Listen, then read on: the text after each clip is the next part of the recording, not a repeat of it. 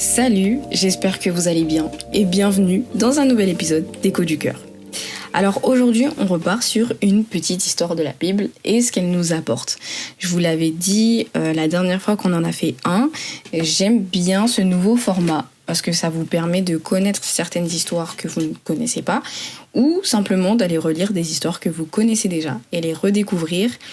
Donc voilà, on part encore en 2026 sur ce format-là que j'aime beaucoup et que je vais beaucoup plus développer cette année. Donc j'espère que ça vous plaît autant que moi, ça me plaît de le faire. Donc, comme je vous ai dit, on repart sur une histoire de la Bible. Et comme je vous ai dit, surtout, c'est que je vous parle toujours de ce que je vis. Souvent, c'est au moment où je vous en parle. Donc voilà. Au moment où cet épisode est écrit et enregistré, je m'apprête à entrer dans un jeûne de 12 jours pour préparer tout simplement mon année 2026. Donc c'est vrai que le podcast il a été lancé en mars 2025 et donc l'année dernière j'ai pas pu forcément vous en parler, mais c'est quelque chose que on fait dans mon église chaque année, c'est qu'on se lance dans un jeûne de 12 jours début janvier où on mange rien du tout de solide pendant tout ce temps-là.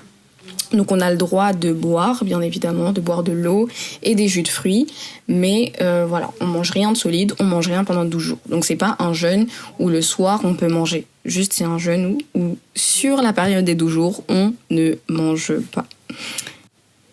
Donc ce temps de jeûne que je m'apprête à faire, il m'a permis de revenir sur une histoire qui nous démontre, moi je trouve super bien les bienfaits du jeûne. De nom, je pense que tout le monde connaît l'histoire de la reine d'Esther et de son fameux jeûne de 3 jours sans boire et sans manger. Et ce que j'aime bien dans la particularité de ce livre, c'est que Dieu n'est pas mentionné une seule fois.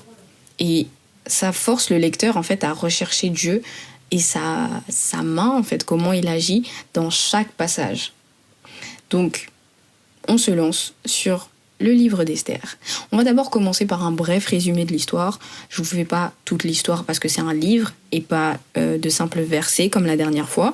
Mais voilà, au moins comme ça vous irez lire le livre qui se trouve dans l'Ancien Testament. Et le livre ne comporte que 10 chapitres. Donc pas d'excuses pour ne pas les lire.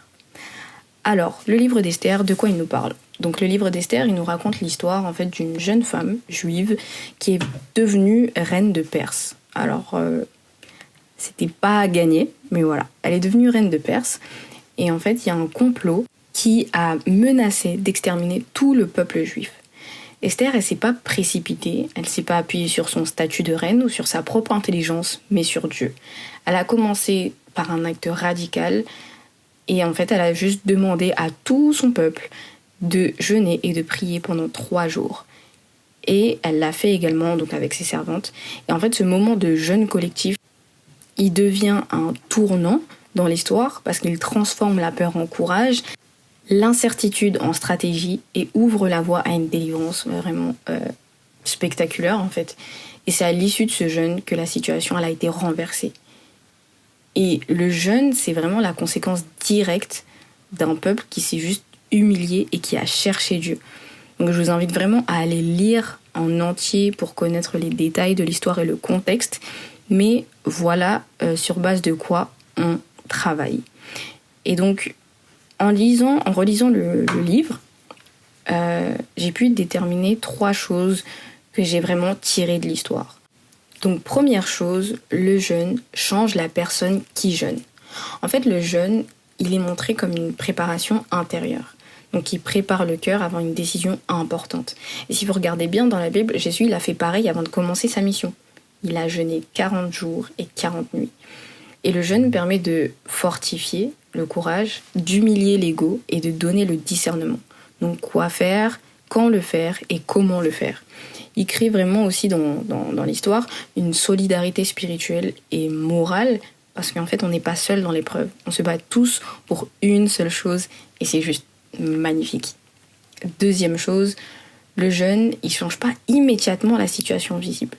Si vous voulez, dans l'histoire, donc il y a un décret de mort qui a été annoncé pour exterminer tout le peuple juif. Et le décret n'a pas été changé par Dieu. Parce que la loi perse à ce moment-là, elle ne permettait pas d'annuler un décret qui avait déjà été pris. Donc la menace, elle était toujours réelle à ce moment-là. Et le jeûne, il n'a pas supprimé en fait l'action des hommes. Il n'a pas supprimé la menace.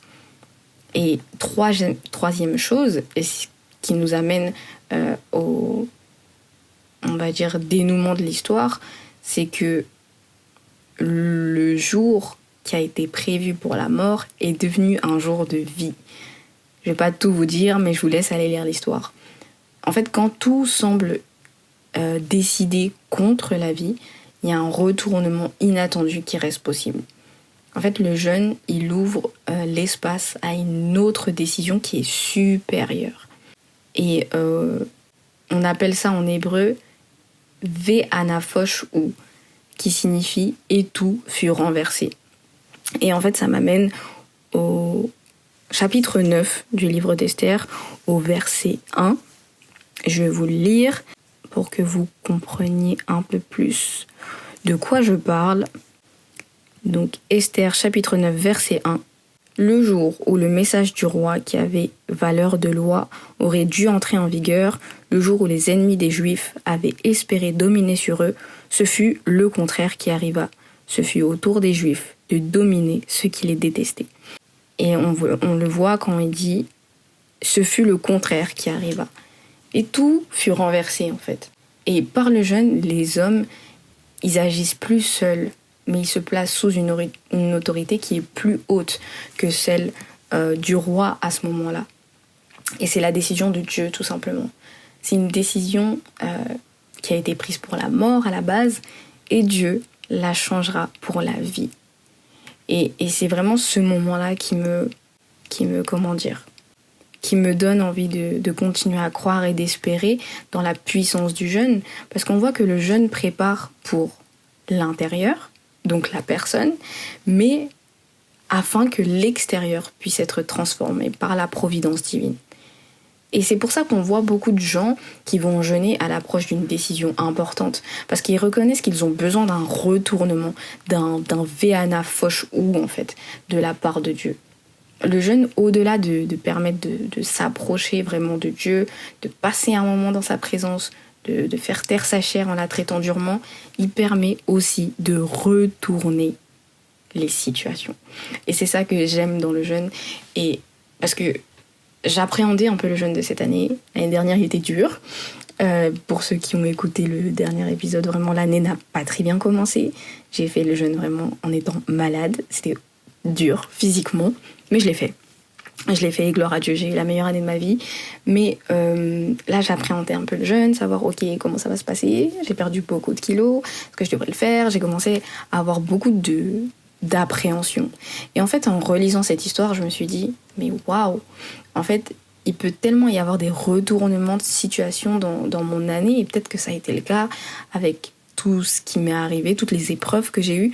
Pourtant, il y a eu un retournement dans mon année qui a fait que waouh! Et c'est Dieu qui a agi. Il n'a pas enlevé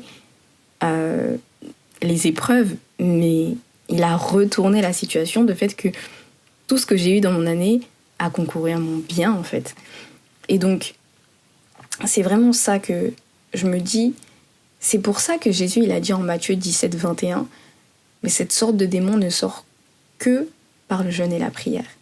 En fait, il y a certains obstacles, certains Goliaths, certaines montagnes, certaines épreuves, vous appelez ça comme vous voulez, ils ne peuvent pas être surmontés juste par la volonté humaine.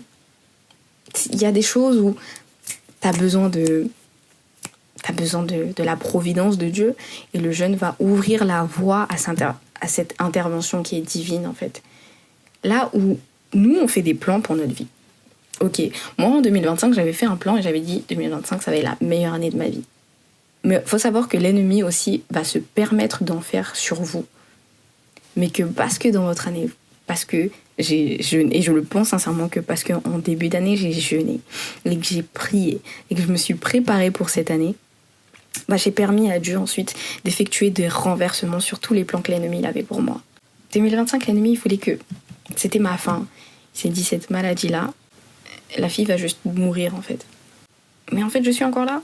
Je suis encore là, j'ai atteint tous mes objectifs, et j'ai permis à Dieu de pouvoir effectuer des renversements dans mon année. Et il faut qu'on ait ça en tête, qu'on s'apprête à faire un jeûne. C'est vraiment de se dire que les épreuves, elles vont toujours faire face. Dieu ne va pas enlever une épreuve de ta vie.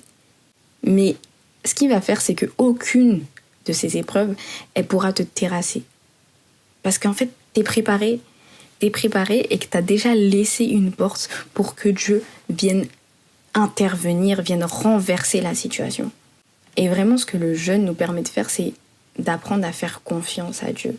Parce que même quand Dieu semble absent et ne pas parler, comme dans le livre d'Esther, comme je vous l'ai dit au tout début, c'est un livre où il y a à aucun moment on mentionne Dieu. À aucun moment Dieu ne parle. Et donc, il y a des moments comme ça où on sent que Dieu est absent ou qu'il ne parle pas. Et bien on voit en fait finalement qu'il agit en permanence. Parce que c'est à la suite du jeûne que tout ça s'est passé, que toute la situation s'est débloquée pour les Juifs en Perse en fait. Donc, soyons fermes, soyons courageux pour faire face à cette année, à cette épreuve, à cette maladie, peu importe ce que vous allez combattre et peu importe pour quelle décision ou quelle situation vous allez jeûner dans l'année. Soyez fermes, soyez courageux et n'oubliez pas que Dieu change des situations. Change des situations. Vous savez, j'ai vu, ça n'a rien à voir avec l'épisode d'aujourd'hui, mais j'ai vu une vidéo aujourd'hui où la fille disait: quand tu penses que Dieu est loin de toi, souviens-toi que personne ne crie quand la personne est à côté de toi. Et je me suis dit, waouh, j'ai besoin de réécouter la phrase. Personne ne va crier. Si moi et toi on parle, on est à côté, j'ai pas besoin de crier pour que tu m'entendes. Et waouh, même quand Dieu ne semble ne pas parler, Dieu est proche, Dieu agit. Et c'est vraiment ce que je retrouve dans ce livre d'Esther. Donc, je vous invite bien évidemment à aller lire, parce que l'histoire est superbe, surtout le contexte, etc. Donc, je vous en dis pas plus, je vous invite à aller la lire, parce que mon but, c'est ça aussi, dans ce format Histoire de la Bible. Et voilà ce que j'avais à vous partager. Si vous décidez de jeûner cette année, n'hésitez pas à revenir sur cet épisode pour vous fortifier, pour vous donner du courage pour votre jeûne. Moi, je pense que mon jeûne va bien se passer. Non, je pense pas, il va bien se passer. J'aurai encore une fois une année incroyable. Et voilà ce que j'avais à partager avec vous, en espérant encore une fois, bien évidemment, que vous sortez édifiés de ce moment, que vous allez vraiment intégrer la puissance du jeûne à votre discipline spirituelle dans cette année. Et en attendant, n'hésitez pas à liker, à commenter, à partager l'épisode. Et moi, je vous dis à la prochaine dans un nouvel épisode d'Écho du Cœur. Salut!